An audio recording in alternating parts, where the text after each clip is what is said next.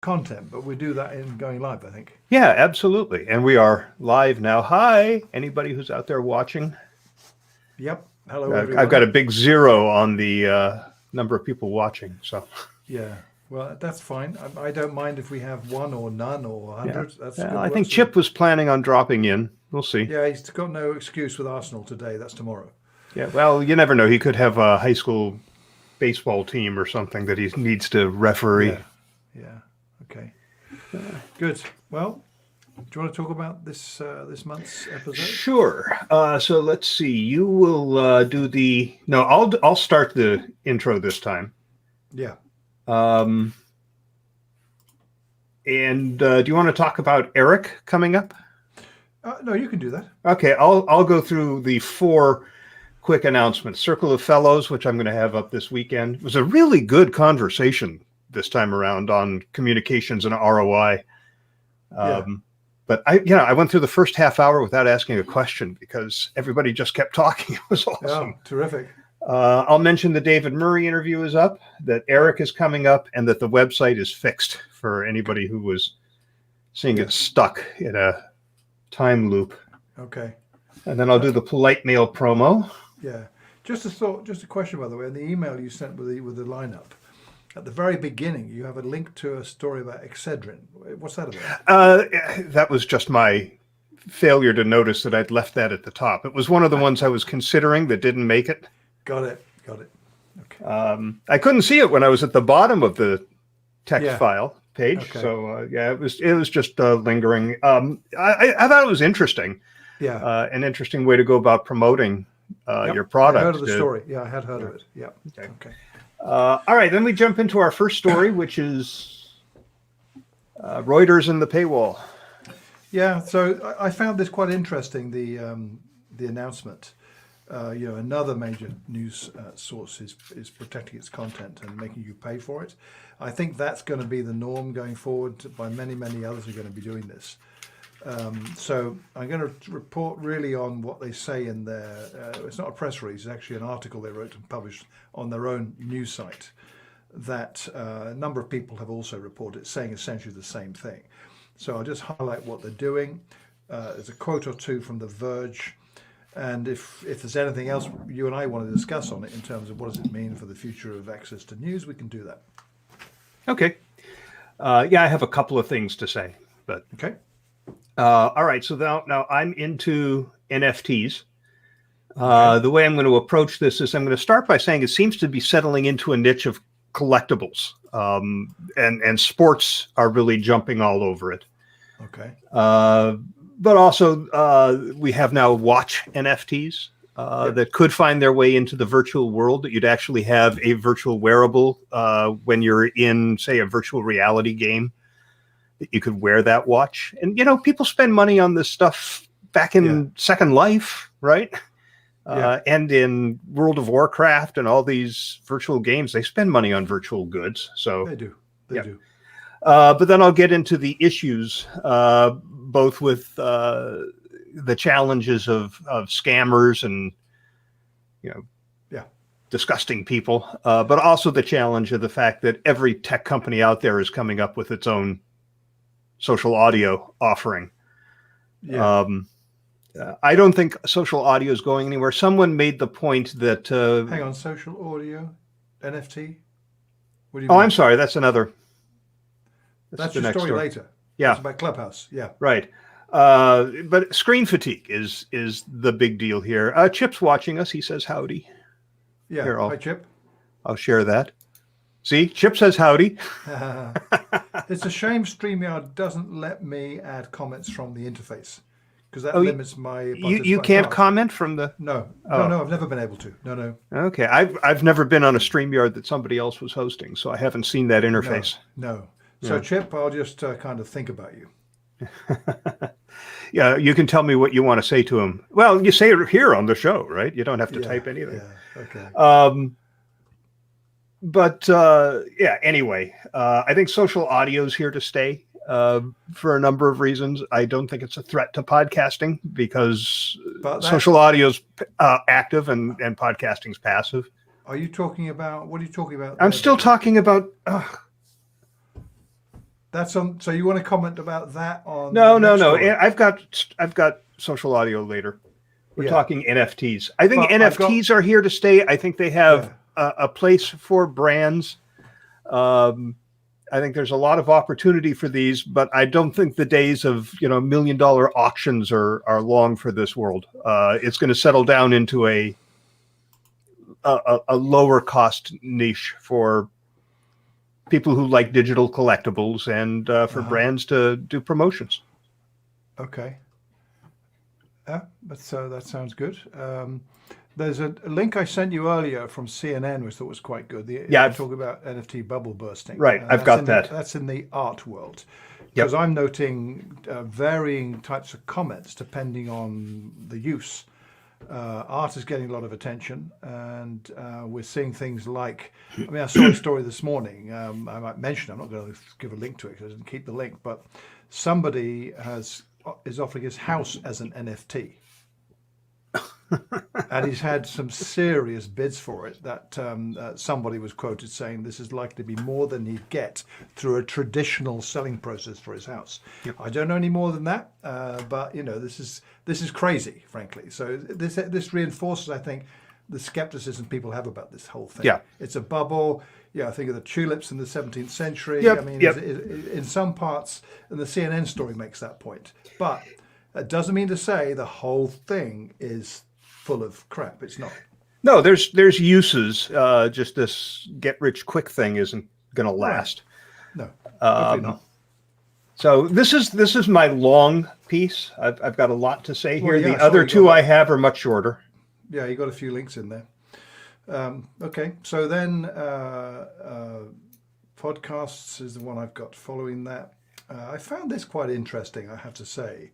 That the way I'm going to talk about it really is the reporting on the numbers. And I'm going to say there's a lot of numbers here, so pay attention so that we can talk through them all. But the main thing is the article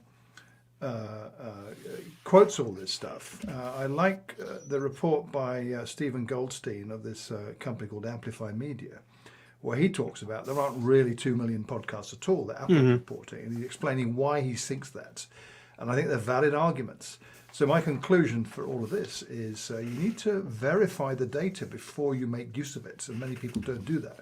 They see Apple saying there's 2 million podcasts. Wow. Well, he's suggesting that it's not really true, depending on how you're defining podcasts. He talks about not being able to do this well. And I think it's something that to me is the major point of this article, not the numbers so much. Just sharing Chip's comment here. Yeah, I saw that. Okay. Great. Not to me, by the way. I can hear you, but I've got buds in my ears. So. Yeah. And of course, I have levelator for the audio file. I'm at the right settings on the microphone, so I don't know why it's doing that. Okay. I'm also going to reference Tom Webster's report on the infinite dial about the growth in podcast listening. Okay. Continuing to rise. And he makes an interesting point. I mean, Tom is really good at digging into the data. Okay. And what he has found is that podcasting is also going through a conversion of people who listen monthly to weekly. So they're converting monthly listeners into weekly listeners, but not at the same rate that streaming audio is doing it. So Sirius XM and other streaming audio, I guess Spotify would count. They convert monthly to weekly at a rate of 91%, podcasting at 68%. So he said that's because podcasting is not mature yet. Lots of growth still down the road. So they're converting those numbers. Maybe I missed how you define people who listen monthly and become weekly listeners. Got it. Assuming you have a weekly podcast. Oh, no, is it any kind of podcast? Yeah, any podcast. They're listening to any podcast. Yeah. Well, actually, that kind of fits some of the stuff here that this article about podcasts of growing importance, because you can actually connect that to some of the metrics they're reporting about how frequently they've listened to podcasts, and the metrics they talk about would, I think, fit with that. Yep. Okay. Well, I thought it was that's why I used it. I thought it was a compliment to your content. All right, then we have Dan's report, Yep. and I don't think I have seen anything from him Yep. yet. He emailed the content of what he was going to say, and he says it will be in the Dropbox, but it's too late to listen to it beforehand now. So Okay, well, what's he talking about? let's see. He does say in his email, Snapchat and Instagram Unsplash. coming out with TikTok competition. Yeah, Unsplash being acquired by Getty. I mean, some good stuff in there. So Yeah, he's talking about Clubhouse, so he'll talk about it before I do. Yeah. Google revamping FeedBurner. I actually read about that. Yeah, me too. I got an email from Google about it actually. Okay. So it's interesting. Interesting, kind of. I mean, I looked at it, and I didn't remember that my own FeedBurner account is still active. There's a website that reminds me of like 2002 in terms of design, and there's all the feeds. I've been using Follow It for some years now, and that's far better to manage the email subscriptions.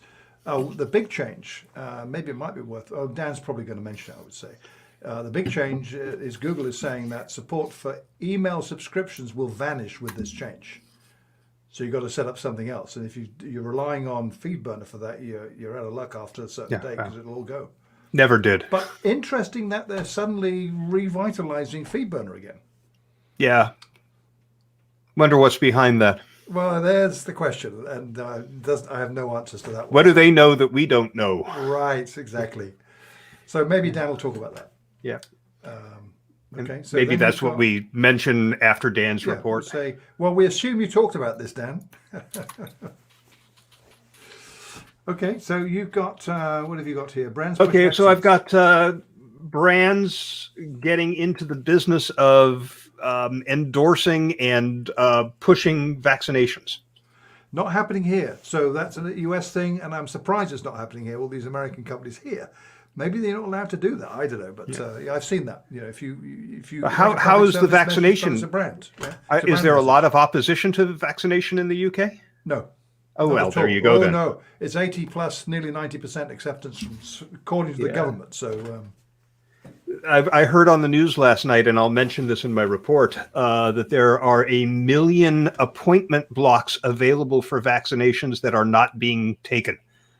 Where? Across the country, across the U.S. The U.S. Really? Yeah. Is that because what? Fear it's because we've kind of, we've basically maxed out on the people who want to get the vaccine. And now you've got a combination of people who are opposed and people who are skeptical.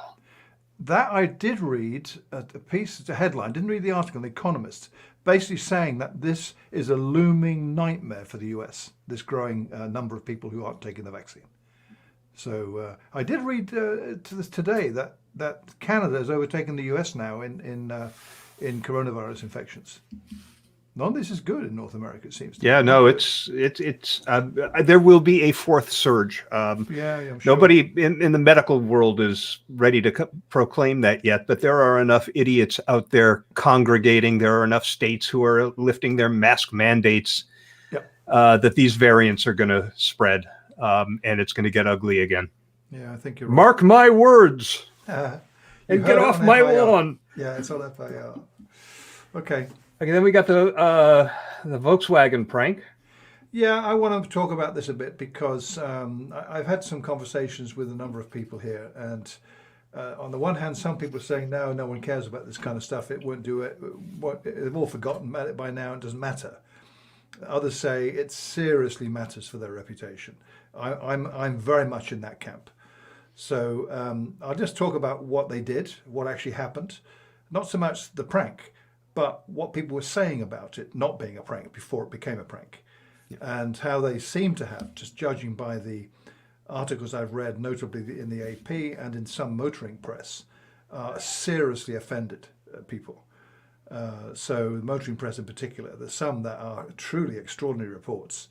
In the end, in the long term, I think people remember this kind of thing, this kind of behavior, and I think it will have cumulative effect on them, particularly if you think about arguably an even more egregious thing, which was the fraud on diesel emissions. There's lawsuits flying around globally in various countries, and they've paid billions already. Now they lied. I mean, all the media journalists saying They lied. Every person I know at Volkswagen I talked to about it, who I've known for years and respected, lied through their teeth about this. Jeez. So not good. Anyway, so we'll talk about that Okay. and reputation. I will. I have 2 points to make on that. One is that the Securities and Exchange Commission.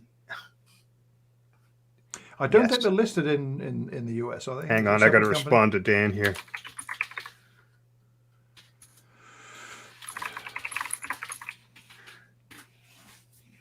Or is he on YouTube? Yes, he said. Yep, you're right, Dan. It's 206, not 207, my friend. I wrote senior moment on my part. Ah. The frequency of my senior moments is increasing. I'm going to start taking Prevagen. No, I'm not. Have a gin and tonic show. I looked up Prevagen, and every review I read said it doesn't work.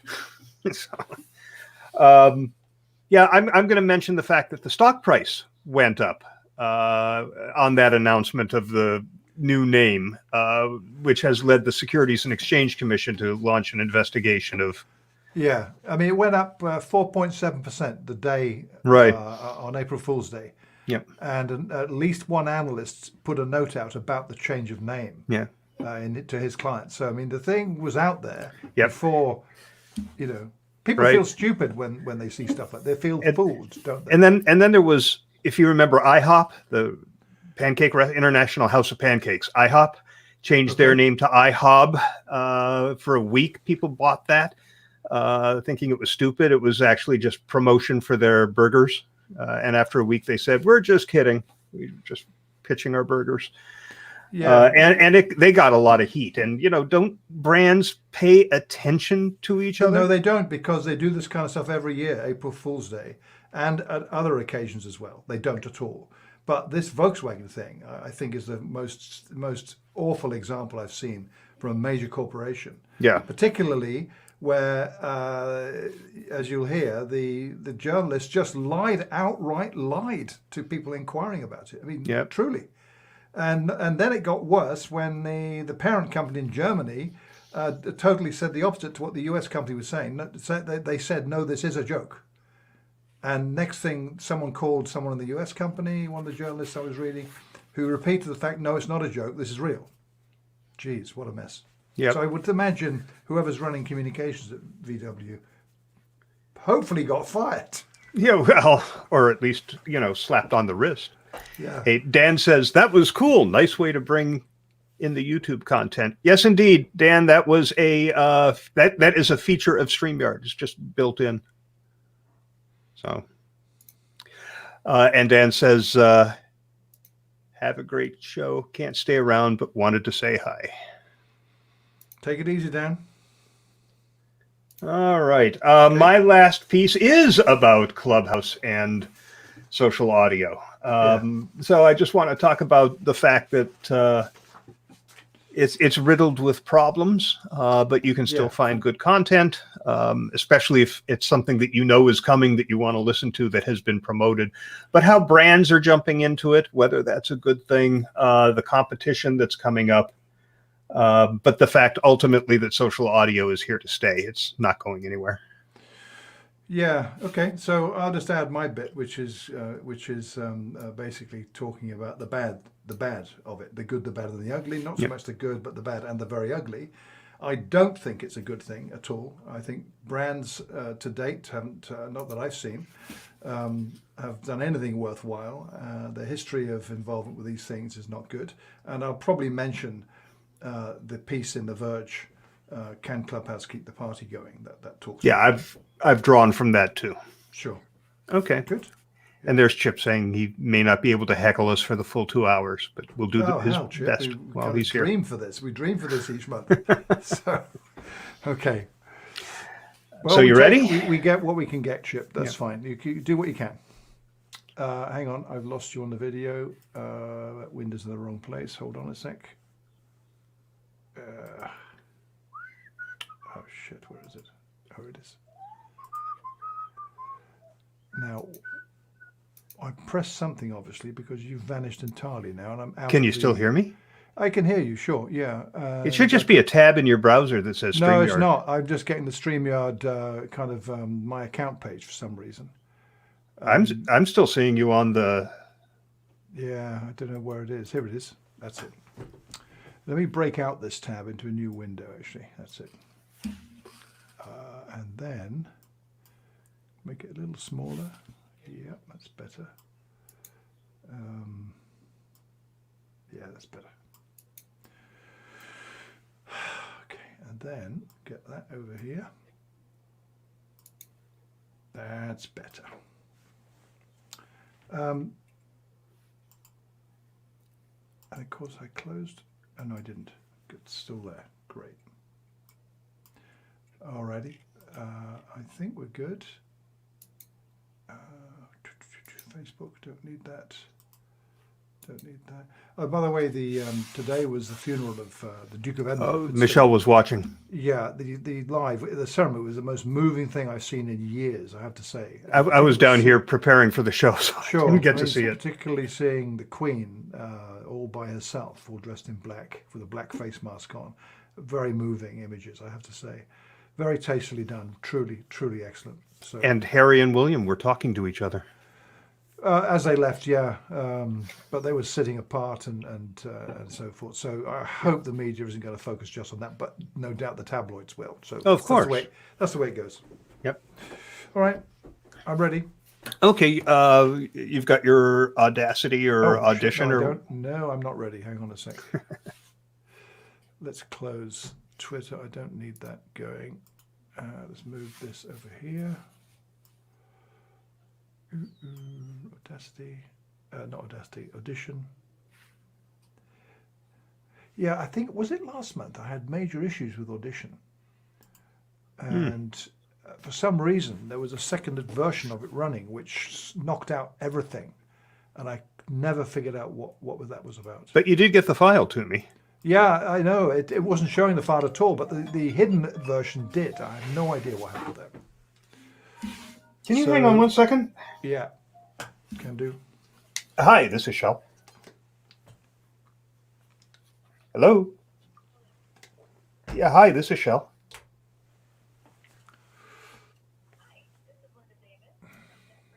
Oh, it's a bot. It was on my work phone, and it was from the area code where our offices are, so I thought it might be an emergency work call.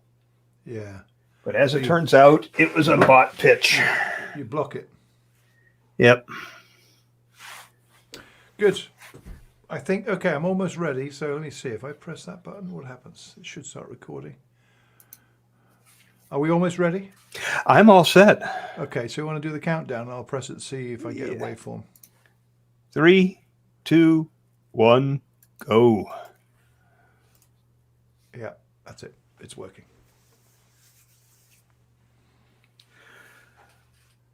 Well, welcome everybody to episode number 206 of For Immediate Release. This is the April edition of the Hobson and Holtz Report. Will be posted on Monday, April 19th, 2021. I'm Shel Holtz in Concord, California. I'm Neville Hobson in Thatcham in England. And we're delighted to be back together again this month. We have a load of interesting stories to talk about. Personally, I'm going to do 2 updates of stories that we talked about last month. Neville has 3 completely original stories. Tells you something about our personalities, right? A couple announcements to share with you before we jump into content. First, Circle of Fellows episode 67 will be posted this weekend. We had 4 IABC fellows, in addition to myself, talking about communications and ROI, return on investment, the opportunity that communicators have to contribute to company ROI, whether they can generate their own ROI, and whether they really even should be trying to. Also up now, we mentioned last month that I was going to be doing an interview with David Murray. He is the president of the National Speechwriters Association. He is the author of the Writing Boots blog. He is the owner and editor of Vital Speeches of the Day. And now he is the author of a book called An Effort to Understand. And we talked for about an hour about his book and his views on communication. including his belief that communication can neither be measured nor strategic. We talked about that.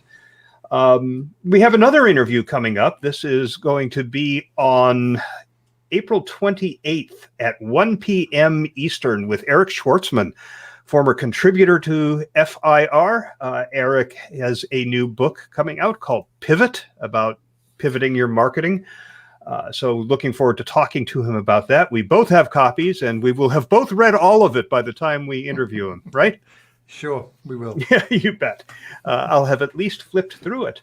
And one last note, anybody who has visited the website in the last few weeks may have noticed that it seemed to be stuck in time. A couple of, maybe a month or so ago, nothing new was showing up. We don't know what the glitch was, but Sally Getch, who created the website and does maintenance on it, worked her fingers to the bone on the keyboard, trying to figure it out. And last night, everything started working. She sent me a list of everything she did. I wish we paid her for this effort rather than accepting her very gracious pro bono efforts. But the website is working again, so you can see the latest content we have over there. Nice work, Sally. Thank you. And anybody who's looking for a WordPress consultant, Sally is top notch. You'll find her at wpfangirl.com. Note from our sponsor before we jump into our stories for the week. It's always worth checking out the blog over at PoliteMail.com. Polite Mail is our longtime sponsor. They let you design great-looking emails for employees and then track all kinds of data after you send those emails, all right from within Microsoft Outlook. They have a plug-in to Outlook that's at the heart of the service. You never need to log into a website. It all happens right there in Outlook. Anyway, Polite Mail's most recent post is about how people working remotely, and that still includes me, by the way. I've been to my office twice in the last 13 months. How we remote workers can better manage email.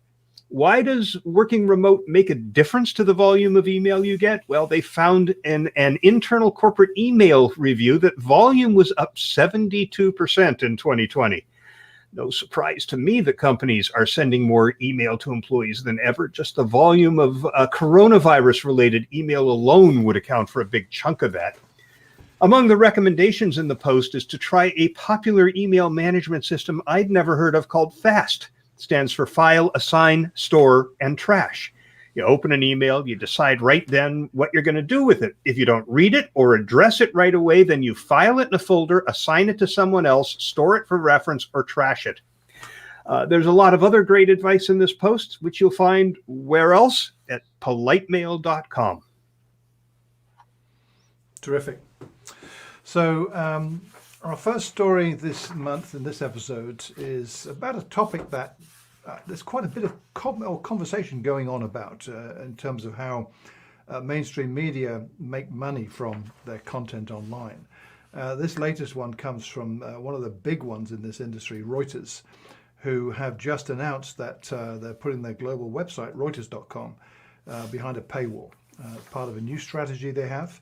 But this is quite a big deal for a news agency like Reuters to do that. The newly revamped Reuters.com website, according to an article on their own website, is hoping to attract professional audiences prepared to pay $34.99 a month for a deeper level of coverage and data on industry verticals that include legal, sustainable business, healthcare, and autos. It'll remain free for a preview period, they say, but need you to register after 5 stories. It's not immediately clear when it will begin charging this $34.99. So I use the Reuters website quite a bit, and I got a notification when I logged in the other day when I found out about this story that I had 5 articles to go, and after that I'd have to register.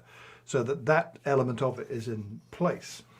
So got me thinking too, and indeed the Reuters story preempts anyone thinking about this, which is by citing others who are doing this and what they're charging, what they see, I suppose, as their peer group.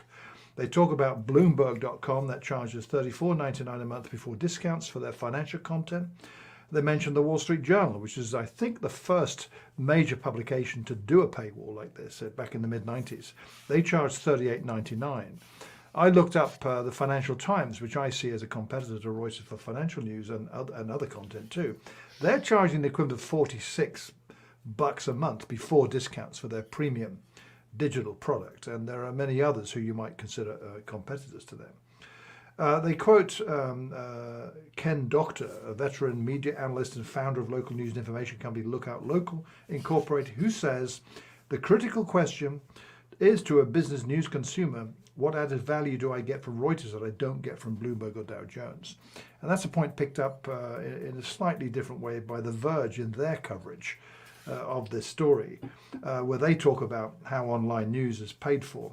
It's been the topic of discussion amongst publishers for years.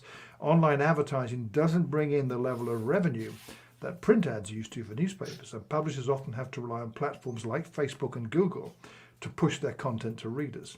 Google's battled with lawmakers in Australia recently who want the search giant to pay publishers for their content, and that is going to happen.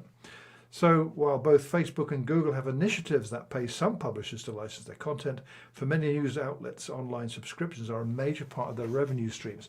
So where does that place them? I think what Reuters is looking to do is target readers of vertical content, of specific content types. In other words, offer them something they can't really get the same elsewhere. Unlike general news, you can get that anywhere. And if someone suddenly starts charging you to access general news, you can probably go someplace else and pick it up for free like you do now. So that's almost like a free commodity. This is different, it's valuable content. And this is a model that isn't new. It's been practiced for years, that if you offer somebody content they value, they'll likely be prepared to pay for it. So this is what Reuters seems to be looking for in their new strategy, and that indeed is mentioned in their article. So they are one of the big ones doing this now, and I'm wondering clearly how much success they'll have with it. I suspect they will have a lot of success with this, but I suspect it will also mean that for less volume users, they're going to be cut off of this unless they're willing to pay $35 a month. So that's the picture we're looking at. It's not implemented yet, but if you go to Reuters.com, it'll tell you've got 5 articles to go unless you register. I have a couple of thoughts on this. First of all, yeah, I think if it has information that people want, they'll pay for it, but only to a certain extent, because at some point you're going to be paying for too many subscriptions. I'm maxed out right now. I subscribe to the Wall Street Journal. I subscribe to the New York Times and the Washington Post. I get my local paper, so I get the print and the digital version. I subscribe to a couple of news magazines, and I'm not going to spend any more. It's like the streaming services for TV. Oh my God, there's a new one from CBS. Do I really need to spend $10 a month on this? And you've got them all, right? I've got most of them. I have to tell you, we're thinking of dumping one that we never watch, but at some point people are going to say, no, I'm not going to spend any more money on another subscription. This can be endless. It can just balloon to significant dollar spends. I think you're right, but I think who they're targeting isn't going to be asking those kinds of questions. It's a bit like the product they offer, the Reuters Monitor and all these serious financially related products that cost you eye-watering sums of money. This, though, I suspect if you are, a global VP at a financial institution somewhere out in Germany, you'll cough it up. You'll have a budget for this, along with the Wall Street Journal, or the other ones you subscribe to. So that's their market, it seems to me, they're targeting. And they will lose people. Of course they will. And of course there's only so much an individual, small business, for instance, is willing to pay for. Well, there's only so many large businesses out there too. Right, but it does come down to, more than anything, is it content you value? If it is above this one or that one, then you'll ditch those and keep with this one.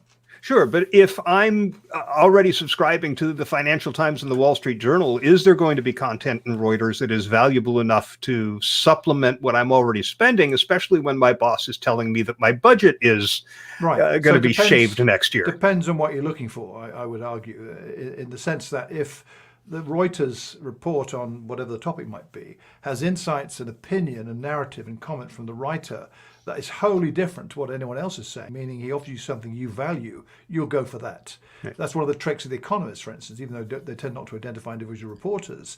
It's the fact they will report on the story like everyone else has done it as well, but they have a spin that others find valuable. And I think that's where Reuters need to get. Bloomberg does that very well, in my view, because I subscribe to Bloomberg. And I think it's good. The FT, I used to subscribe to, and I encountered that very same thing, Shel. I'm looking at the subscription, thinking, shit, one's got to go, and it was the FT, unfortunately. So, those are the choices you have. Right. I listen to the Economist daily podcast in the morning over my Echo. Yeah, it's really just good. part of my morning news flash. But the fact is, there are ways around this. If they're going to let you get 5 free, it's based on their tracking your site. I find that a lot of these, I can just use my incognito window, and it doesn't know how long I've been there before. You're going to have a shock pretty soon, because that is being addressed, where if you've got incognito, it's not about in your browser. It's things, your IP address. It's a ton of stuff. If you've got VPN, that won't shield it either. So they're getting clever now. They're getting smart at detecting these things. Yeah, I expect the that. days But are I'll tell you, for that. I'll tell you the other thing that happens, though, and this happens to me frequently because I use sites for my research for this show just to stay on top of what's going on, like Campaign US, Bloomberg and Forbes and some others.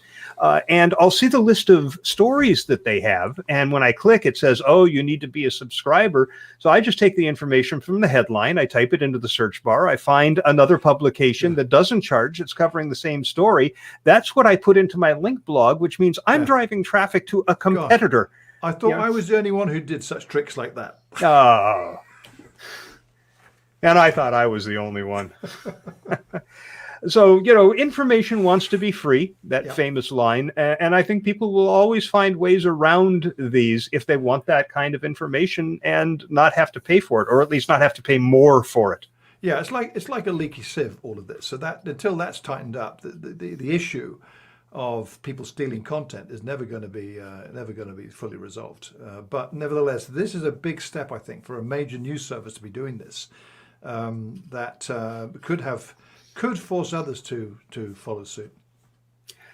Well, last month we reported on NFTs, non-fungible tokens, and the craze that has erupted around them. NFTs have continued to be a very fast-moving story, so I thought an update was in order. NFTs seem to have settled nicely into one niche: sports collectibles. People who collect things have always been willing to pay premiums for whatever it is they collect. So they don't seem to have a big problem with using cryptocurrency to buy NFT collectibles. And by the way, we have seen the purchase of digital collectibles before in places like Second Life and World of Warcraft, where you buy the goods that you can use in those places. But, when it comes to sports, a few examples. Topps. The baseball card company is offering its first NFT-based baseball card collection. Goes on sale April 20th, the day after this show posts, at 1 p.m. Eastern. The cards have been approved by Major League Baseball. Topps calls them digitally enhanced and creatively reimagined from the cards that once upon a time came, in a packet with a stick of gum. Among the cards they're offering are one-of-a-kind platinum anniversary signature cards. WWE, the sports organization behind WrestleMania, which I have to say I have never once watched, was going to launch a set of NFTs hours before tonight's actually it was last Saturday, April 10th, WrestleMania 37 Night 1. These were available in 4 tiers: bronze, silver, gold, and platinum. Bids for platinum tier NFTs were going to start at $10,000 and include a personalized video from The Undertaker. For those of you not accustomed to hearing about American wrestling, this is one of the superstars of the sport. They're also offering, as part of that 10 grand package, VIP tickets for next year's WrestleMania, along with a replica championship belt. So you get stuff for this. The bronze tier NFTs were going for $100, and I don't know what they came with. Tom Brady, the quarterback of whatever team is going to win the Super Bowl in any given year, is launching an NFT platform called Autograph. According to a business report, Autograph will bring together some of the biggest names in sports, entertainment, fashion, and pop culture to work with creators and develop unique digital collectibles. And of course, last month we reported on Top Shot, the National Basketball Association's NFT collectible video clips. But sports isn't alone. There's the publishing world. Time magazine is selling NFTs of its covers. They're also going to be accepting cryptocurrency as payment for subscriptions. The New York Times reports that the first digital watch NFT was offered early this month. It was the bigger band all-black tourbillon chronograph special piece. It was created by an industry veteran who came out of retirement to offer it. It's literally just a photograph of a prototype he created for Hublot. That's part of his private collection. According to the Times, it was accompanied by a code-stamped cryptographic signature that provided a record of the image's authenticity and provenance. In other words, it was the deed to the photo that was on the blockchain. After that, the watch company Jacob & Company announced that it would offer a one-time 3D animation watch. A day into that auction, it got so many bidders that the platform couldn't handle it, and it crashed. This, according to the company's CEO. The final price was around $100,000. Later this week, Sotheby's will become the first auction house to sell a watch NFT, a Resonance Spymaster. By the way, it's possible that these virtual watches could someday become wearable. For example, when you're in VR chat or a game like Roblox, just like you would have done in Second Life. So you have all these collectibles people are bidding on and buying, but this whole ecosystem isn't without its controversies. First, the fact that you buy this exclusive deed to this unique item doesn't necessarily mean that you own anything. According to an article on a site called The Defiant, there are several challenges to ownership. First, the actual digital asset is housed wherever the creator wants to store it. The URLs to these assets will work as long as the host continues to operate that server. There are some NFTs that were designed to live entirely on-chain. The metadata and the asset are both completely decentralized. That's the best guarantee a collector would have, that they'll always own the NFT. And there are people working on solutions to this with names like IFPS and storage endowments that are over my head. This article on The Defiant is very long and detailed. If you're interested, it's worth the read. But for most NFTs, though, you could just wake up one morning and find your collectible no longer exists. All that's there is a 404 error. And there are other reasons for this that are just too technical to go into here, but we have a link to a Vice article in the show notes that gets into that. And Neville, you shared an article with me just this morning that noted that NFT prices are tanking in the art world. The average price of NFTs fell almost 70% from a peak of around $4,000 in mid-February to about $1,400 last week. So all these people who think that selling their digital art is the way they're going to get rich may want to keep their day jobs. Some people think this is a permanent drop. Others think it'll rebound. Ultimately, I do think NFTs are here to stay. I think they're going to find that niche as a reasonably priced way to collect digital stuff, which means they'll still be useful one way or another for brands. Yeah, I bet you're right, Shel. I bet you are. It's interesting because what I tend to see, and I'm not actively seeking it out, if I see an example of someone doing something, I think, yeah, that's pretty cool what that guy's doing with that artwork or that music or whatever. I then see another one that talks about the kind of dark side of this whatever we want to call it. You mentioned the New York Times. They had a good piece updated on April 13th. Headline: Art's NFT question. Art is featuring large in these kinds of questioning articles. Art's NFT question: next frontier in trading or a new form of tulip? Of course, that's referring to the great tulip mania that took place in the Netherlands in the 17th century, where speculation drove desire and prices of tulips to astronomical heights before the whole thing fell apart and everyone lost their money, basically. NFT mania is a phrase I keep hearing. NFT frenzy is another one. And you get the feeling, just observing all of this, that for every kind of good thing that is imaginative and so forth, you've got this frenzy and speculation you got with these kind of telephone number prices people are paying.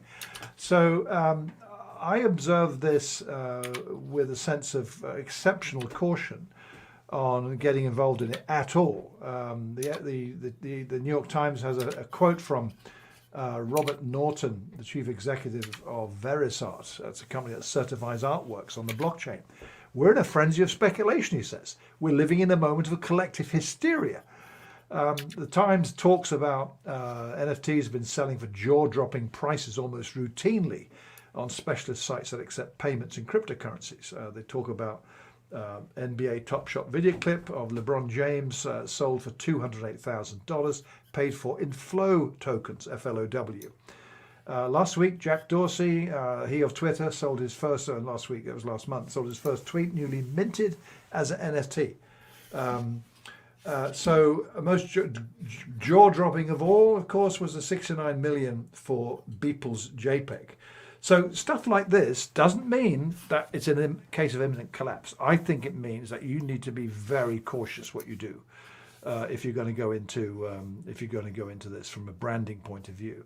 I think you need to be, like all things, Shel. You mentioned Second Life and others. Yeah, this is not quite the same, but you need to be super cautious what you're doing in terms of your brand protection, that you don't damage your brand, that you don't do things like Volkswagen we'll talk about in a minute. That wasn't an NFT though, and you need to be careful. I personally believe that if we look at a hype cycle, which I love using for Clubhouse and things like that, this is unquestionably coming down the slope from the peak of inflated expectation, and the key then is how long it stays in that trough at the bottom, and indeed what else happens to it. But there are so many things out of anyone's control here that anything can happen in the next half hour, as I used to say on the Thunderbirds TV series I watched as a kid.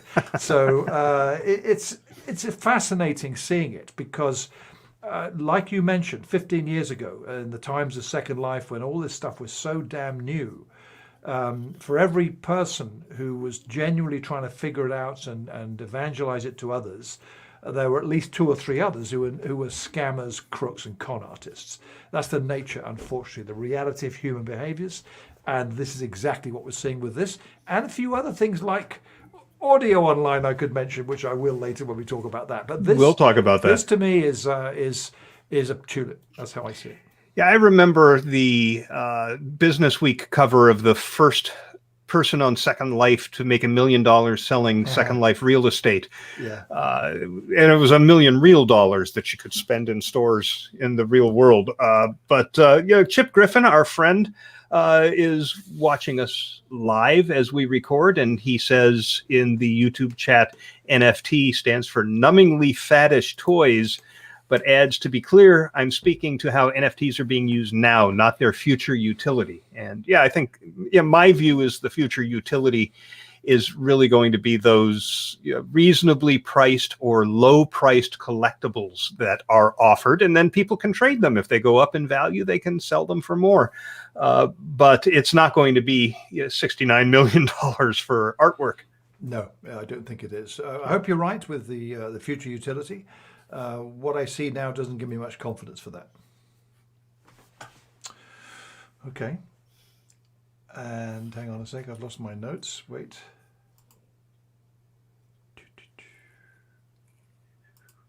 Here we are. Okay. You have to an edit. Oh, I've already done it. Yeah. Okay. So moving on to something that is so old-fashioned by comparison, podcasts. Let's talk about podcasts for a sec. Oh, that's what my grandfather listened to. Yeah, right, exactly. It's old stuff, You and I have been around for donkey's years, as we say. So I saw a story the other day that I thought was interesting. 2 stories that are connected as I saw it. Advertisers say podcasts are of growing importance though measurement is problematic. That was a piece in Mobile Insider written by Carleen Lukovitz that addressed, or rather spoke to a survey that was carried out in the US. And a lot of numbers coming up here, by the way, numbers and metrics and percentages. So you better pay attention because there's lots of them. I found this quite interesting. I've not seen these specifics before, but it sort of reflects what I've seen other reporting about the growth of podcasts in the United States specifically.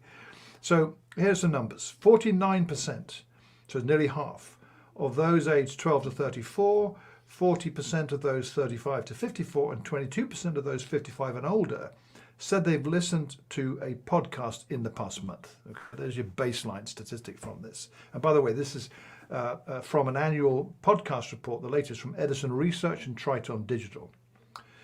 In a recent survey of advertisers, Lukovitz says, so there's not that survey, it seems, to have the way she's written this. In a recent survey of advertisers who use digital audio, 56% said podcasts have become more important media vehicles since the pandemic started. Yeah, I believe that. More than a third, just a bit more, 35% of advertisers said podcasts are effective at improving brand preference and favorability. 31% said the same about podcasts' ability to improve brand awareness and recall. In addition, 27% said podcasts improve consideration and buying intentions on par with television, and still within the top 5 media for this factor. So those are all positive metrics, it seems to me. And then comes this bit. However, only 18% said podcasts were effective in increasing sales. That's I found that an interesting kind of by the way metric to stick it in there, but it's quite significant according to the rest of the reporting. So that low 18% parallels advertisers' concerns with podcast measurement and reporting.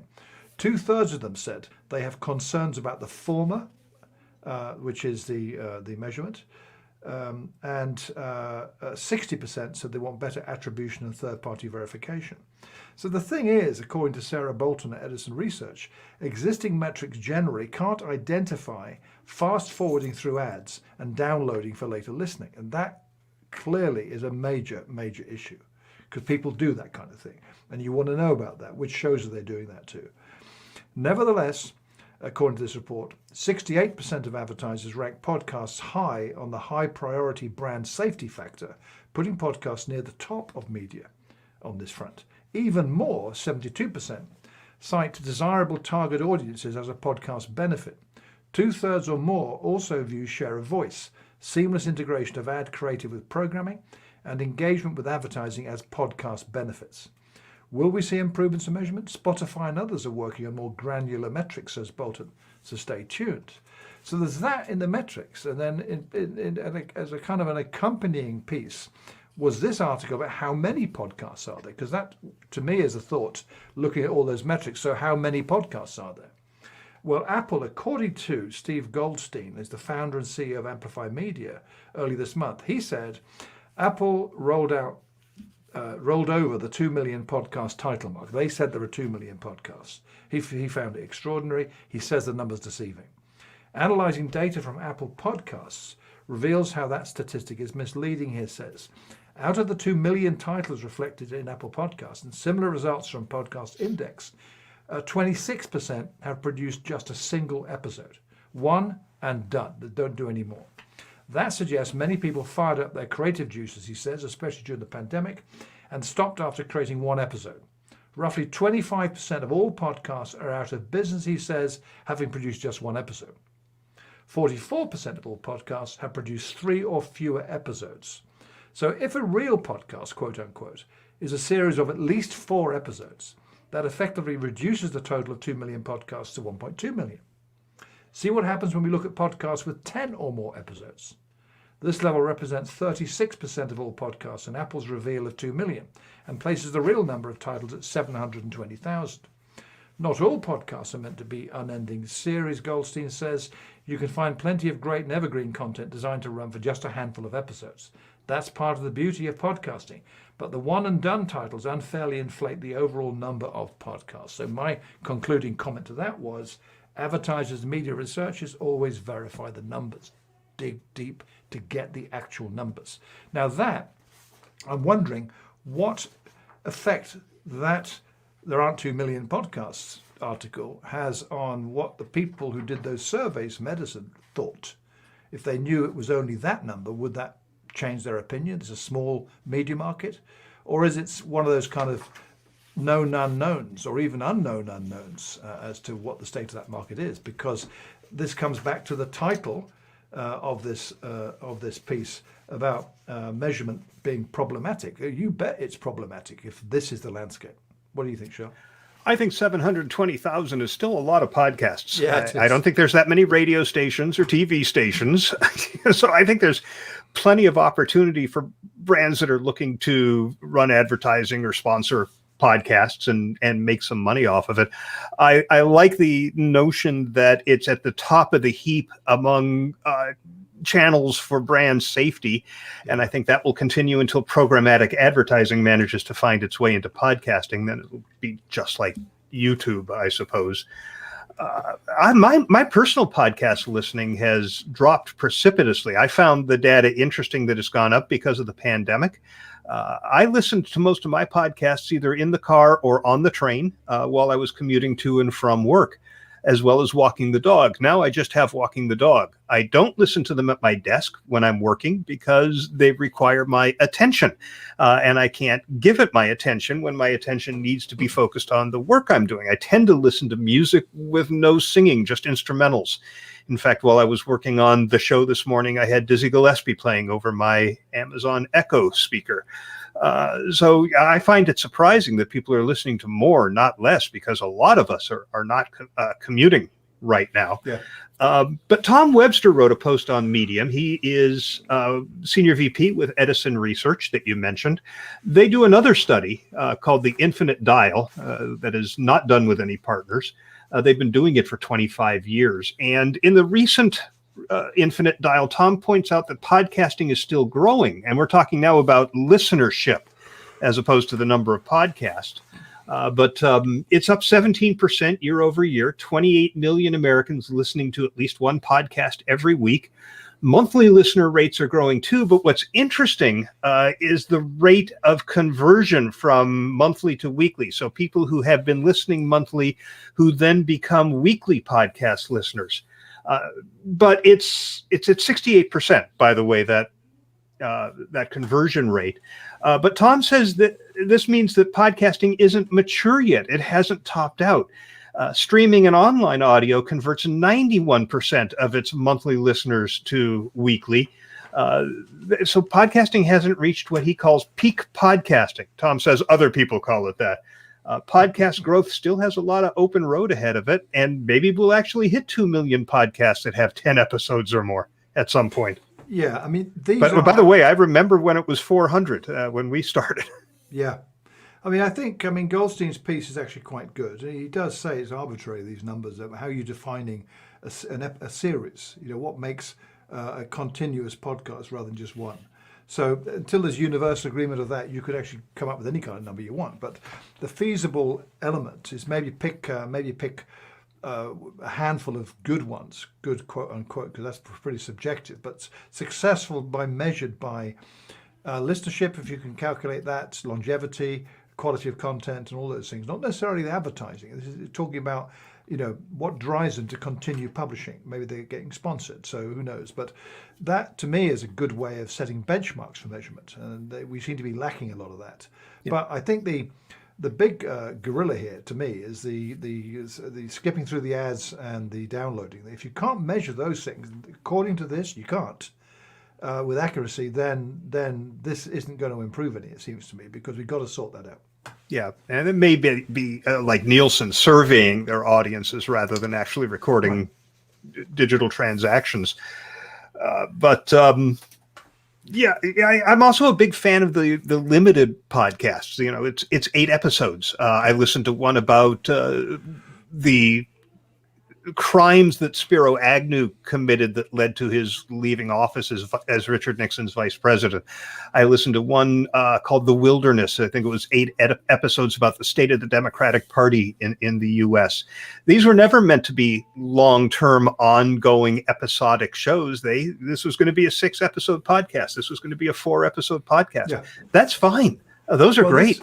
This comes down then, does it not, to how you present your podcast. I mean, I remember the days back in those early days when you and I started this show in the first decade of the century.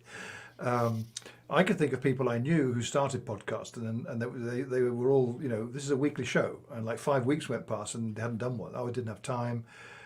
You can't do that now if you're serious. In fact, you haven't been able to really do that and be serious for quite a while. But the landscape is very, very different now because listeners expect a stellar experience because they're used to getting that from mainstream media who do podcasts, but also more and more people who are, one guy in a bedroom with a means of recording produces outstanding audio quality podcasts. So the days of double enders with Skype, this, that, and the other stuff that you and I used to do, and crappy microphones, you can't get away with that now. So if you start a podcast, and these are the fundamentals, maybe this is part of the podcasting 101 that people need to remember.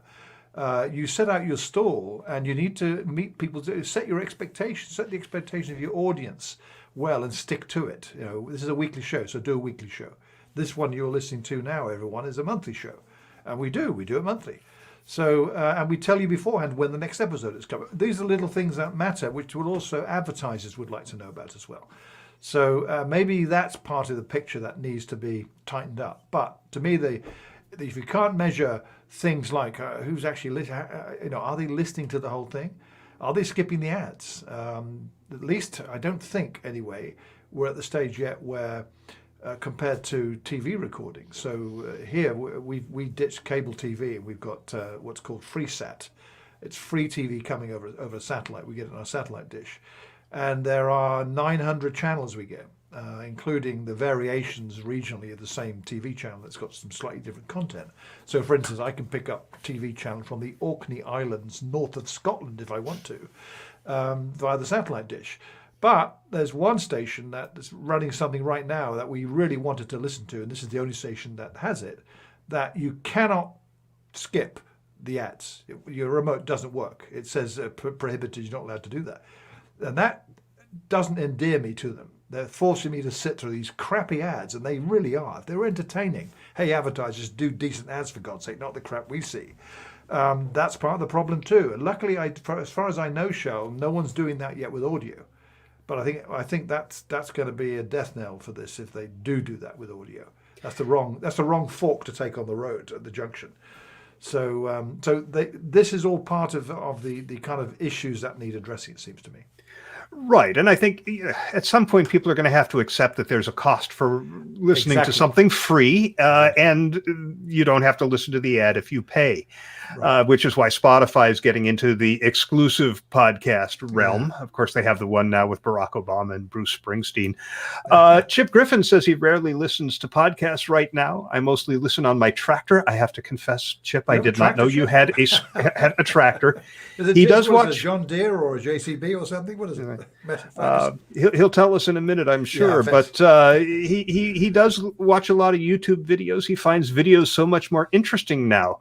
Shows like ours become more enjoyable when you can watch and listen. But of course, one of the appeals of podcasting is that you don't have to be glued to a screen in order to hear it. I can't watch a video while I'm driving to work. I can't watch a video while I'm walking the dog. So there are advantages to audio only. I agree with you. And Chip, by the way, says John Deere. Good for you, Chip. So, and in fact, Gentleman's Tractor, fantastic. Yes. So on that point about YouTube, I think one example of a show that is extremely well done in this context, in engaging with an audience via YouTube, is Joe Jaffe's podcast. I think he's doing a terrific job with that, and I keep discovering shows he's doing after he's done them. Unfortunately, I don't see it in Facebook. Typically, it's where he posts about it. So I kind of missed the live, but I remember the one you and I were on. That was a while ago now. But some of the ones he's done, he's now built up a reputation of really interesting people on his show and great content. And the way he's doing it on YouTube shows he knows what he's doing. So that's a really good one. So is he making money off of that? I don't know. I honestly don't know, Shel. He's committing a ton of time to it. Of course he is. Yeah, he is. And you've got to do that. Exactly. You have to do that. So I think he's doing a really good job of that. So that add that kind of thought into the overall picture we're discussing here. And indeed, as we've embarked on sharing what we're doing, as we're doing it through video, not just downloading a recorded audio afterwards, because we didn't offer the ability to participate in that audio before. You couldn't really. Adds a new dimension to this. So does that make it more appealing to listeners? Would that attract someone to advertise with us? Perhaps we've not pushed that envelope at all. And so, these are thoughts that occur to me, basically what we're talking about now. So this is an interesting landscape. I think I'm really glad you and I got started in podcasting at the very beginning. I'm glad we're still doing it. And I find it, fun apart from anything else, educational always. And meet interesting people, hear from interesting people. This is great fun. I'll stop now, by the way. It's good fun doing this. I wouldn't be doing it if it weren't still fun. You got it. Yeah. By the way, Chip says that Jaffe's shows are now often on at 2 a.m. your time. Right. Yeah. So that's probably why I don't see the announcements about them. So That's right. And Chip also mentions that he had a short-term sponsorship but is playing the long game. When he gets to 100,000 subscribers, then excellent. He'll make a fortune. Yeah. Okay. Cool. 4210 Dan's. We've got Dan now, right? Right. Do you want to comment on that? Because I have no idea what he said other than what his email told us. That's all right. I got it. Okay. All right. Well, thanks a lot, Dan. I have to confess, it has been a while since I have heard the word feed burner. Didn't Rick Clow work for Feed Burner when we first started talking to him? We interviewed him in the early days. Yeah. I wonder what Google has up their sleeve with this. Chip, by the way, thinks that what they're doing is just giving people the opportunity to get their email subscriptions out of there. Well, yeah, because I got an email from Google. I don't know, I'm sure everyone who does this did, and I thought, I moved my FeedBurner stuff some years ago to follow.it. But I clicked the link and lo and behold, there the whole thing is, complete with its 2002 style design website there. One thing they're not doing as well is letting you have a reader-friendly version of the RSS feed. It's now all the simple code is all you see. And you mentioned the email. It says in the email that I got that they're actually stopping that now. You will not be able to link it all to email subscriptions. So you're going to lose all that. So that prompted me, like you said, Shel, what are they up to with this? Because they seem to be resurrecting FeedBurner in some form after ditching it and then stopping Google Reader and all that kind of stuff. So curious, isn't it? They may have something planned. Yeah. We can't they must understand yet. Yeah. Well, the state of the COVID-19 pandemic in the U.S. anyway is that we're vaccinating a lot of people, but new cases and hospitalizations are increasing at a worrying rate. The media keeps positioning this as a race to get people vaccinated before the variants lead to this new surge, a fourth surge. The problem is the people who aren't getting vaccinated. Just last night, I saw a report that there were 1 million unfilled appointment slots for vaccination across the U.S. So we're getting to the point where the people who want vaccinations are getting them, have gotten them, and the people who are skeptical or are dead set against it aren't getting them. So now companies are getting into the act. According to a report on Bloomberg Law, some CEOs are so anxious to get their employees vaccinated, they're granting workers time off. They're giving cash incentives to get shots. Trader Joe's, the grocery chain, is offering extra hours of pay. Instacart is giving a $25 stipend for workers and contractors. Chobani and Danone, yogurt brand. They're both offering, what is it? Danone, okay. Yeah. They're both offering up to 6 hours of paid leave to employees. In the UK, there's Pimlico Plumbers. You ever use Pimlico Plumbers? No, but I know of them very well. Oh, okay. Yeah. They've taken a different approach to this. Their line is no jab, no job. Yeah. And United Airlines wants to make it mandatory. But, these are policies. We're also seeing communication with CEOs taking a leadership role, taking a stand in favor of vaccination. For example, Unilever's CEO is sending weekly letters to the company's 150,000 employees, urging them to get vaccinated. He's been inviting the company's doctor. You got to be a big company to have your own doctor. He's been on the twice monthly virtual town halls. About 14,000 employees watch every one of these, and he's talking about vaccinations. Budweiser isn't running a Super Bowl commercial this year for the first time in 40 years. They're spending the money on the Ad Council's pro-vaccination campaigns. The Boston Beer Company, which makes Sam Adams beers, debuted a campaign that shows a character from its ads getting vaccinated by a real healthcare worker out at the super vaccination site at Fenway Park. He passes out just before the jab and dreams of the day he can meet up with friends at a bar once more. So it's got a light, humorous touch to it. Google's released a spot called Get Back to What You Love. Walgreens has a campaign out. This is our shot.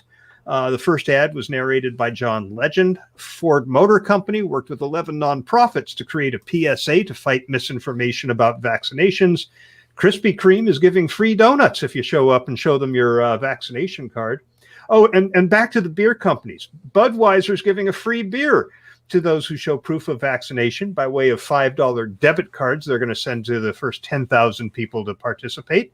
Sam Adams is offering a free beer giveaway if you get a shot. And if you don't drink beer, you can get a probiotic juice shot. Just visit freejuiceshot.com.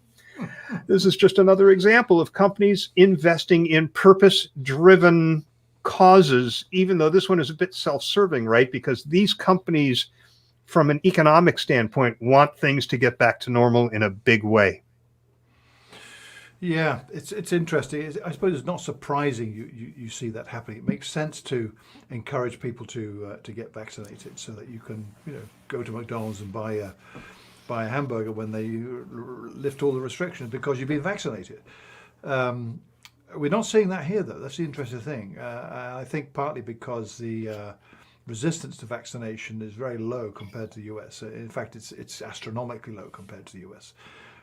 It seems to me, I mean, this is a very general comment, of course, that there's a major issue in the US with this anti-vaccination movement, or whatever you want to call it, of people who seem to genuinely believe that this is either going to fry your brain or it'll implant a SIM card in your bloodstream so that ET can phone home or whatever.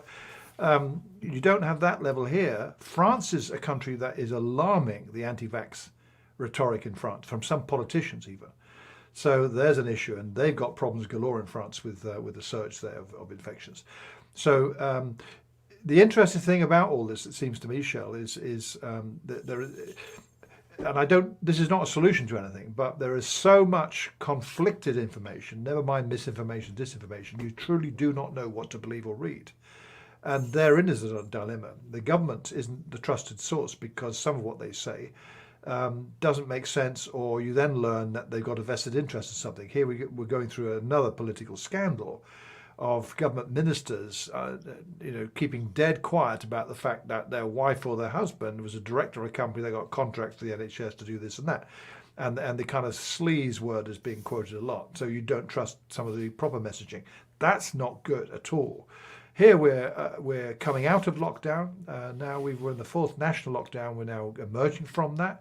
I saw a report today on the government coronavirus dashboard, quoting data that's we're the lowest country in Europe for infections now.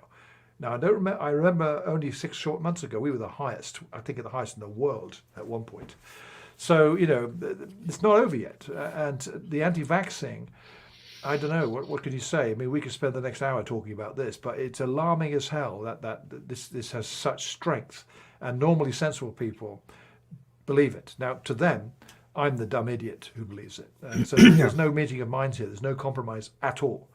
And there's another problem, but Yeah, and here it's political. I've seen the data that shows that Republicans are far less likely to get vaccinated than Democrats. I read that too. Just is mind-boggling. It's a public health issue. It's not a political issue.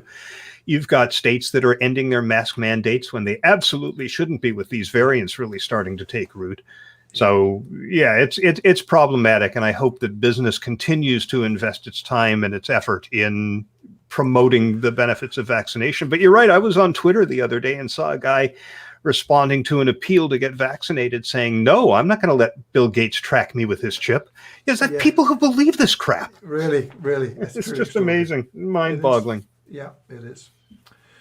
Okay, so let's move on to talk about Volkswagen that I mentioned earlier. And many of you listening, I'm sure, will have heard about the stunt they pulled for April Fool's Day at the beginning of this month.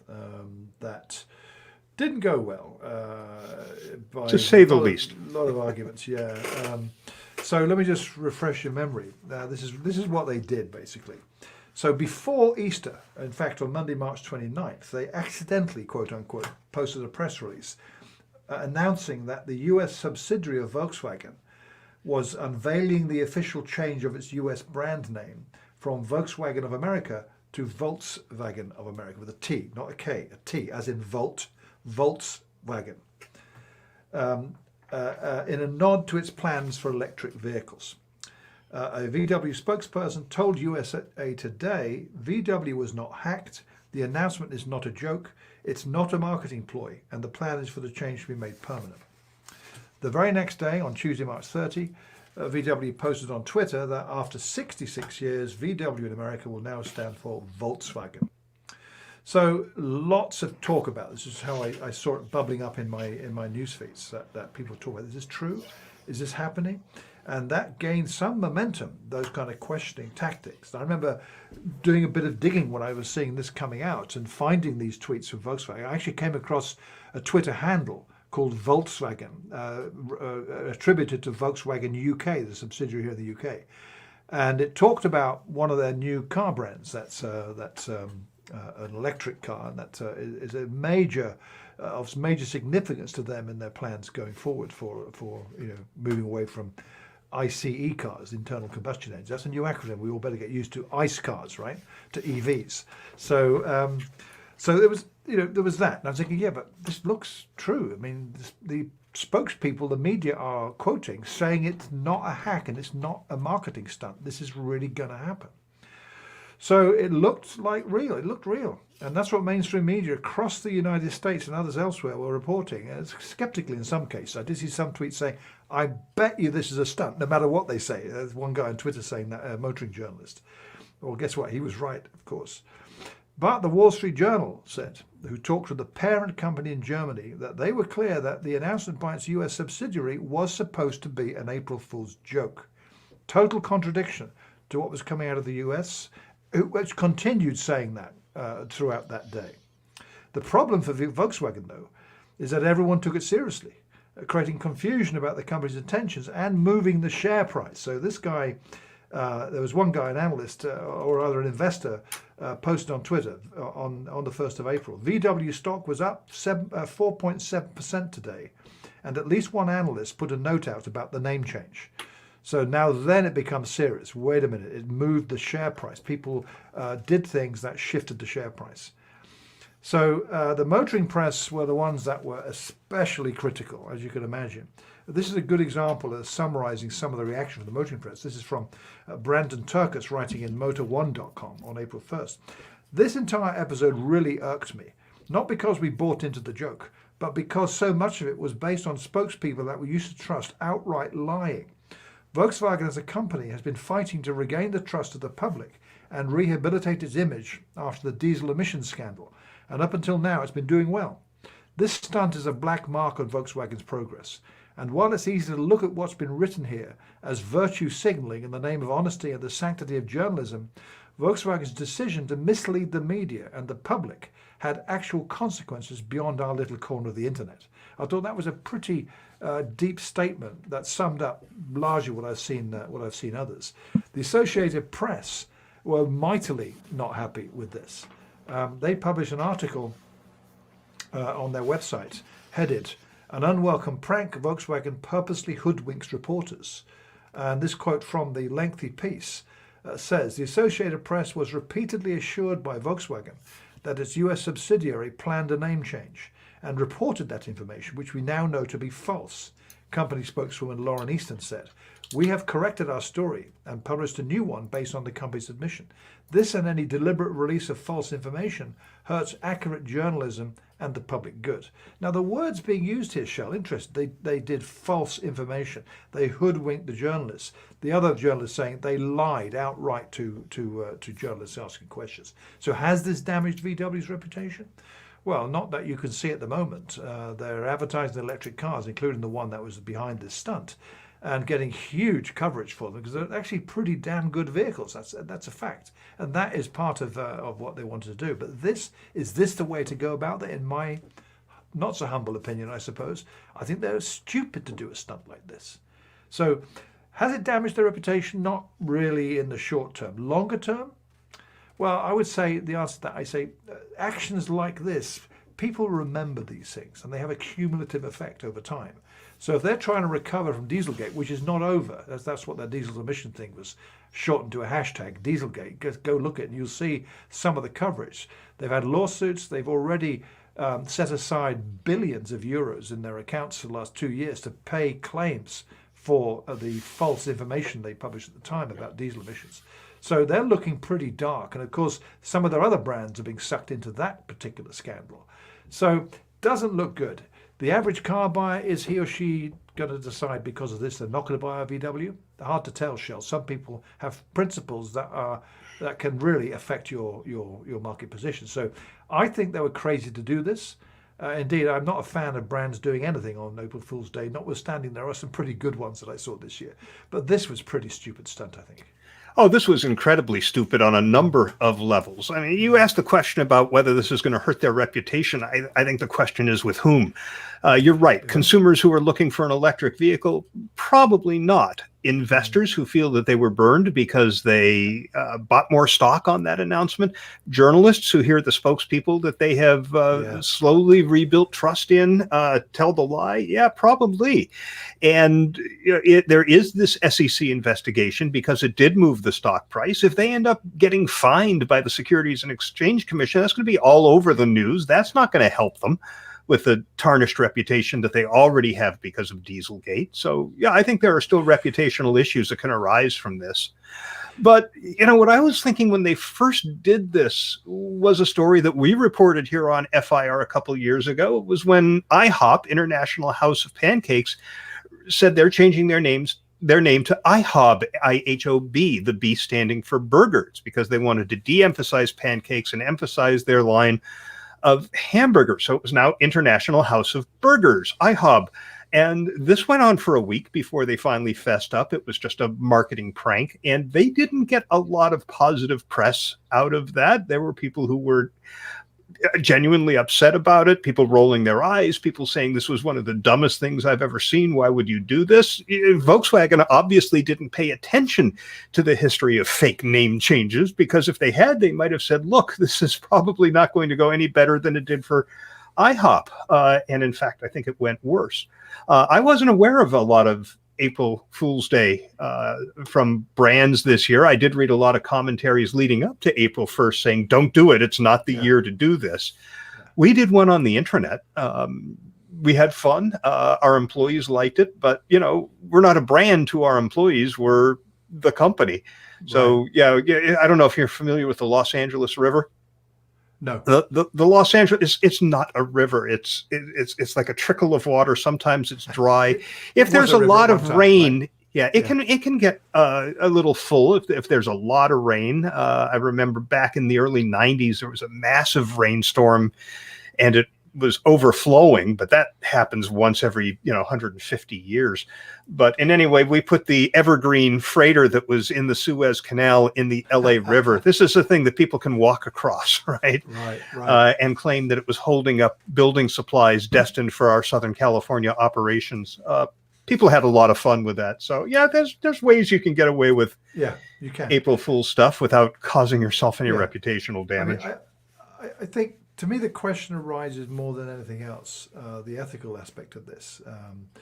For that audience group you mentioned, the journalists who were lied to, and what impact that might have.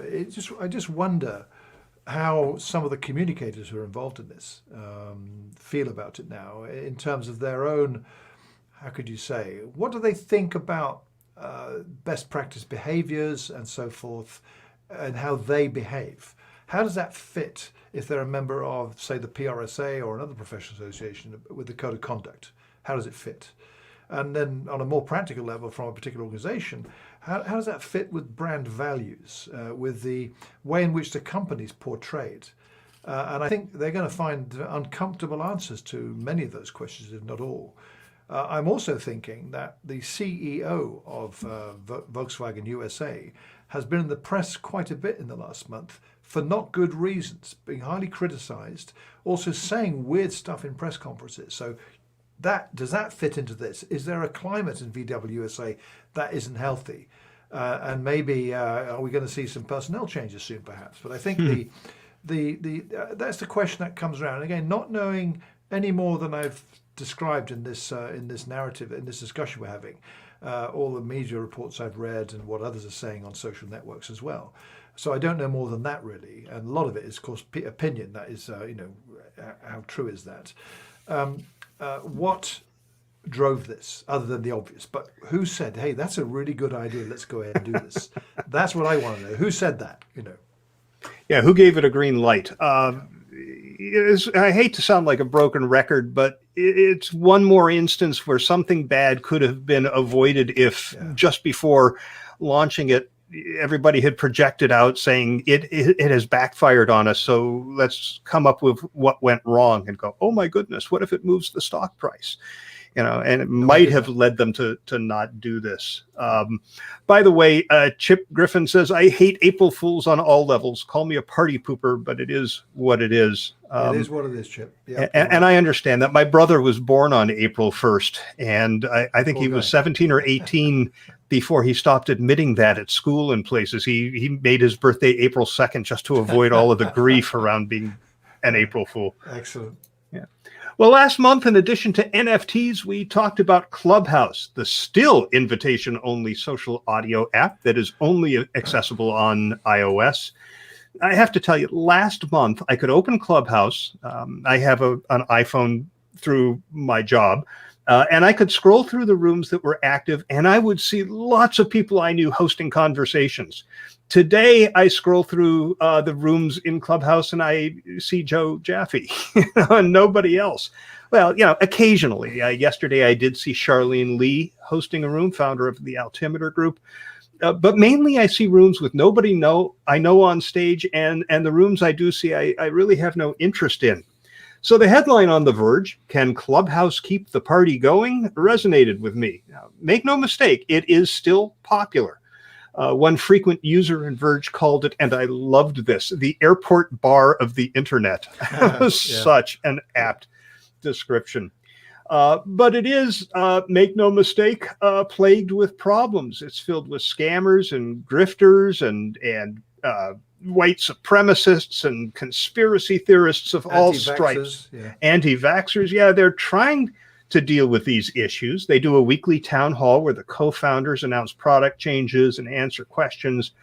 At the same time, they're still struggling to stay ahead of the competition, which is basically every tech company on the planet. Twitter has already launched Spaces on both iOS and Android and plans to bring it to the web, which beats Clubhouse, still just iOS. Facebook's working on social audio, so is Slack, Discord, LinkedIn, Spotify, Reddit, and probably others we don't know about. Now, I do think social audio is here to stay. A lot of people have screen fatigue, so audio-only conversations are appealing. I also don't think it's a threat to podcasting because Clubhouse is sort of a lean-forward, active platform, and there will always be a market for a lean-back, passive platform, and podcasts are passive. And brands are about to leap into the social audio space. Last week, about 500 people tuned into a Clubhouse room to listen to, wait for it, bacon sizzling. This room was hosted by IHOP, not IHOB, IHOP. It was a marketing stunt to promote its new thick-cut bacon menu item. Chipotle has jumped on Clubhouse in a panel discussion that they hosted on International Women's Day. Beer brands are working on Clubhouse promotion, and I think there are huge opportunities for PR.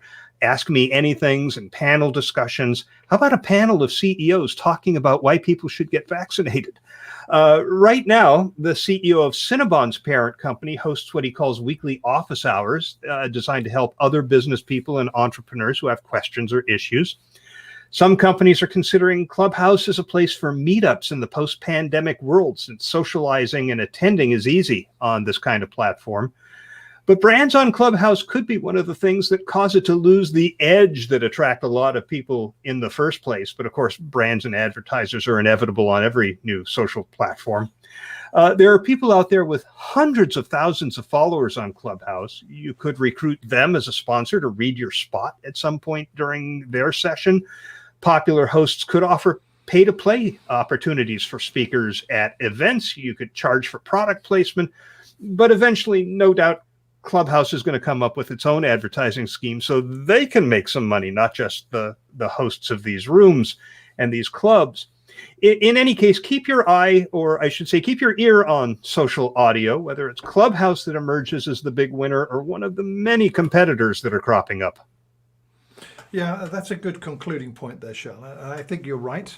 I don't think Clubhouse is the one. Well, it'll be around, I'm sure, but I find it, I've not used it at all, so I'm not speaking from first-hand experience. I'm speaking from second and third-hand experience, if you will, what other people say about it. But that Verge piece you quoted from also has this. I like this particular comment the writer put in. The onslaught of the brands could be the worst of Clubhouse, though, he says.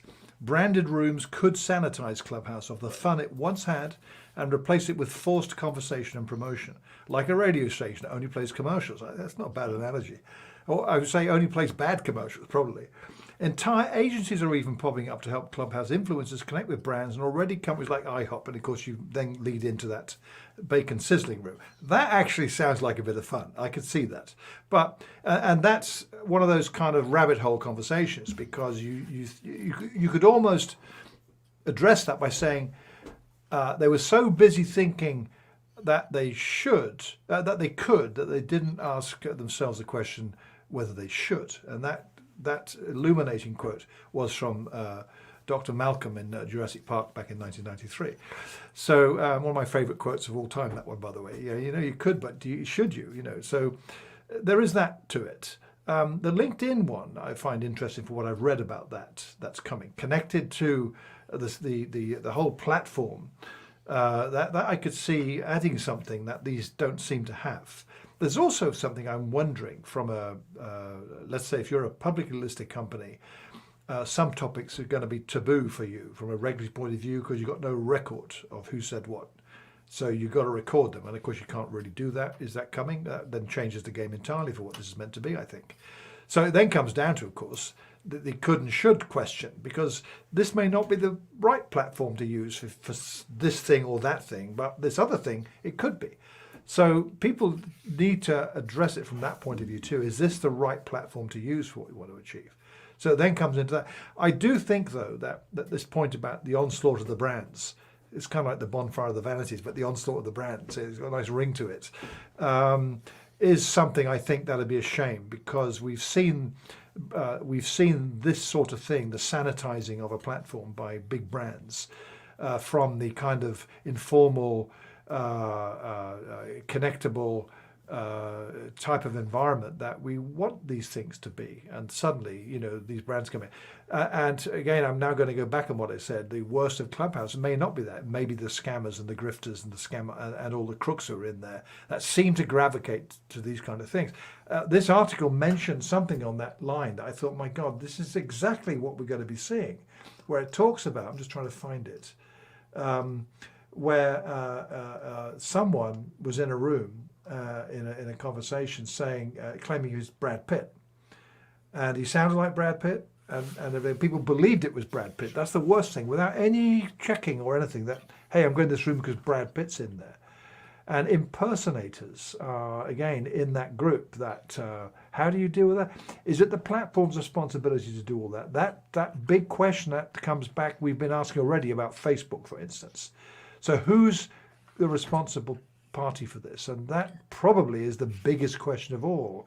How do you moderate these things? How do you safeguard the place where people go so that you're not subject to being ripped off or otherwise interfered with in some way? And those are probably questions we're still going to be asking in 5 years' time. Yeah, audio deepfakes are a whole lot easier than video deepfakes, right? Exactly right. Yeah. What I'd like to see Clubhouse do is give the people who have the clubs, which you can get a club if you've done 3 room hosting stints, is that you can push out your plan to host a room to other channels. Right now, I can see at the top of my Clubhouse screen that Jeremiah Aoyang is planning a room at this time on this date on this topic, but I don't get that over Twitter. I don't get that over Facebook. If I could see that someone whose opinion matters to me is hosting a club and he's got these 3 people lined up to be on stage with him, I'll go listen to that. They just need a way to promote that, because there are good, smart people hosting rooms there. There's great content. It's just a needle in a haystack right now. So I think there are issues that need to be resolved along those lines. And I agree with you about LinkedIn. The idea is, you go to the homepage of LinkedIn and they have their news. And when you click, you don't go to an article on another publication. You go to their little write-up about it with links. But then following that are curated Facebook posts about that issue that they think add value to it. Wouldn't it be great if, in addition to being able to read all that, you could jump into a conversation that people are having about that topic on their audio social network? So yeah, I think, marrying those two is a great concept. Yeah. I mean, you mentioned a lot of other players entering the market of the big names. So this is anyone's game, it seems to me. Will one only emerge as the dominant platform in this particular space? I don't think so. I think they'll offer things that will appeal to some people, not others. So you're going to see lots of these things. Yeah. So some people would say that, no, somebody who has 190,000 followers on Clubhouse is going to stick with that. But if the audience moves, the hosts will move too. We saw that from Snapchat to Instagram in a big way. Yeah, I agree. I need to make a time code note. Yeah. Because we did not settle on a date for the next recording. Oh, what about, I was just looking at my calendar thinking about that. May 15th to record, 17th to publish? Let me just check my calendar. Yeah. Yes, May 15th. Right now looks fine. That's my granddaughter's 6th birthday. So they may be... 9 o'clock. We should be fine. Yeah, yeah. Okay, so 17th. If that causes a problem, no, we're fine. Because of reasons like that, because I've got also a granddaughter with a birthday around that time too. The 18th is impossible to record. Okay, so in any case, we're going to publish on the 17th and record publish on the hang on. Yeah, publish on the 17th, record either the 15th or the 16th. Right. Okay. So publish on the 7th. Okay, I can work with that. Okay. Chip says Arsenal has a 3 p.m. GMT game, so it's okay with him. Excellent. We primarily want to accommodate Chip's Arsenal viewing schedule. That's what drives our calendaring here, Chip. Yeah, helps me sleep at night. That's right. Okay, hang on. Let me make a time code note. Yeah. Where I picked up. Well, that will do it for this episode of For Immediate Release, episode number 206 for April 2021.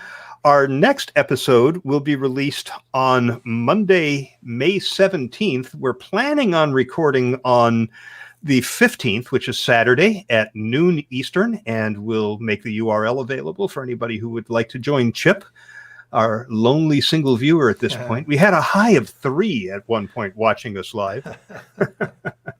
We'll make that available. But we both apparently have granddaughters who are having birthdays around then, so it may be Sunday that we record. We'll see, and we'll let you know through social channels.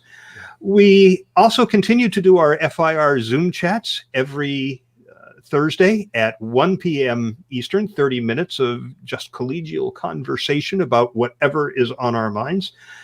Feel free to jump in. If you need the credentials for that, just drop an email to fircomments@gmail.com and we'll get those to you. fircomments@gmail.com is also where you can send your comments, hence the name FIR Comments, that we will include in the next episode.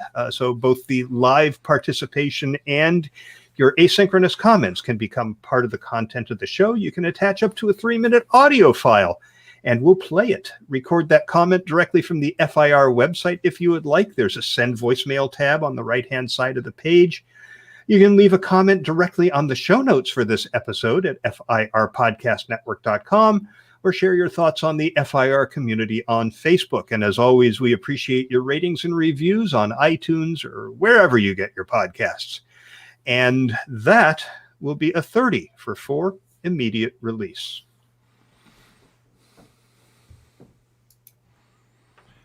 Okay, I'm going to hit the stop on the record. Yeah, me too. Okay. Done. File, save.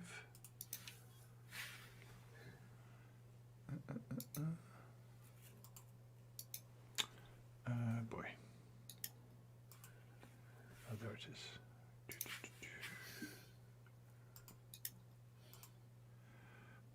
Right. Okay, I'll send you the WAV file when we're done doing this. So it should come soon. Great, and I was delighted your internet held up. Yeah, I've solved the problem actually, and it was something so weirdly ridiculous. What was causing it to crash all the time was a physical landline phone plugged into an extension socket. Seriously. Seriously. So you unplugged the phone from the socket and it was fine? It was my fault because we don't need multiple phones plugged into phone sockets because all our phones are wireless. So we just need one. So that was the one that was plugged into an extension. I moved it to the master socket. And of course that's bye, Chip. Thanks for watching. He says, bye, guys. Great show. Yep. See you, Chip. So I was listening. Go ahead. Yeah. So into the master socket, solved the problem. Not only that, the internet speed increased quite dramatically as well. But no crash. Not crashed once since then. That was 3 weeks ago. That's great. So you feel a complete idiot. I should know. No, this, are you kidding? You troubleshooted. You figured it out. That's awesome. I'm continuing with the Noom plan. I'm really impressed. Yeah, I've been reading your Facebook posts. Yeah, I mean, I've already done 4 days, so I'm certainly not thinking, hey, this is easy. No, this is the easy part. But I was seriously impressed with some, to me anyway, minor behavior changes, and changing some of what I'm eating and drinking has had a dramatic impact already on the weight. So I lost 1.2 kilograms, I think. That's about 2.5 pounds. Yeah, in 4 days? Yeah. Yep. In 4 days. I've reduced the quantity of what I'm eating, drinking a lot more water, so my hydration's better. I like a lot the style of how they communicate, and all the lessons in the mobile app and all that are terrific. Very friendly. So I'm highly motivated to do this, and that's a big plus. I've been on it for more than a year, and I will hit a 30-pound loss sometime next week. Yeah, that's good. If all goes well. That's good. Well, I'm looking at the way I see it in my mind's eye is not the number. It's like, do I want to get reduced by X number of kilos?